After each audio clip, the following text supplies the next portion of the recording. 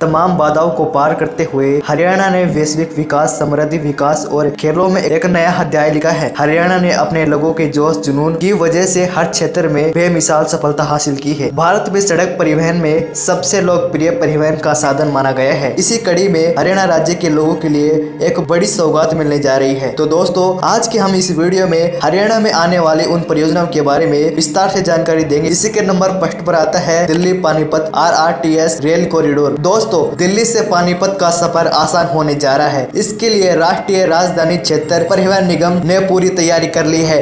दिल्ली में जल्द ही इसी नए कॉरिडोर का काम और तेजी से कर दिया जाएगा। दिल्ली गाजियाबाद मेरठ देश का पहला नमो भारत कॉरिडोर है। हरियाणा सरकार ने Delhi Panipat regional rapid transit system RRTS corridor को मंजूरी दी। दिल्ली NCR में नमो भारत अब और रफ्तार पकड़ने वाली है, क्योंकि इसी साल केंद्रीय बजट में RRTS के लिए एक अच्छा बजट जारी किया है। इसी साल जून 2025 तक दिल्ली मेरठ कॉरिडोर को शुरू करने का प्लान बनाया जा रहा है। इसी के साथ ही दिल्ली अलवर और दिल्ली पानीपत कॉरिडोर के काम में तेजी आएगी। इन ट्रेनों को 180 किलोमीटर प्रति घंटे की रफ्तार से चलाने का डिजाइन किया गया है। अगर इनकी स्पीड औसत रही तो इनकी स्पीड 100 किलोमीटर प्रति घंटे रहेगी। 1.5 घंटे से कम समय में 103 किलोमीटर का सफर कर सकेगी। ये ट्रेनें हर 10-15 मिनट के अंतराल पर संचालित की जाएगी। दिल्ली से पानीपत के लिए कॉरिडोर बनने से पूरे इलाके में कनेक्टिविटी बेहतर होगी। साथ ही यहाँ पर रोजगार, स्वास्थ्य सेवा और शिक्षा तक भी पहुंच आसान हो जाएगी। इसी के नंबर 2 पर आता है ग्लोबल सिटी गुरुग्राम। दुबई और सिंगापुर की तर्ज पर ग्लोबल सिटी विकसित करने का काम शुरू होगा।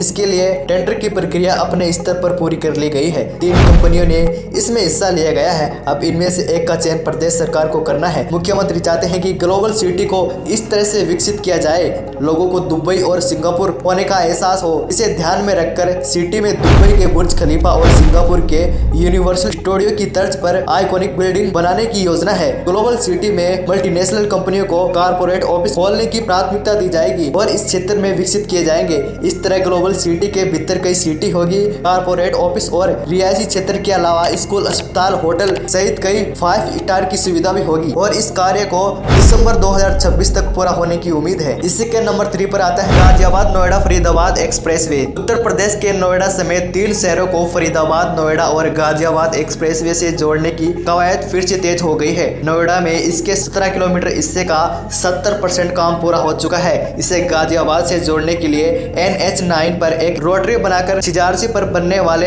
एलिवेटेड से जोड़ा जाएगा। वहीं फरीदाबाद में इसे जोड़ने के लिए सेक्टर 168 यमुना पर ब्रिज का निर्माण किया जाएगा। एक्सप्रेसवे को पूरा होने के बाद गाजियाबाद से फरीदाबाद जाने के लिए दिल्ली नहीं जाना होगा। गाजियाबाद और न केवल फरीदाबाद जाना आसान होगा, बल्कि गुरुग्राम जाने का नया विकल्प भी होगा। नोएडा के मास्टर प्लान सड़क पर ट्रैफिक बार भी कम होगा। इस प्रोजेक्ट के पूरा होने पर गाजियाबाद से फरीदाबाद महज 15 से 20 मिनट में पहुंचा जा सकेगा और ये एक्सप्रेसवे इसी साल 2025 के अंत में पूरा होने की उम्मीद है। ऐसे और वीडियो देखने के लिए हमारी यूट्यूब चैनल को सब्सक्राइब भी कर सकते हैं।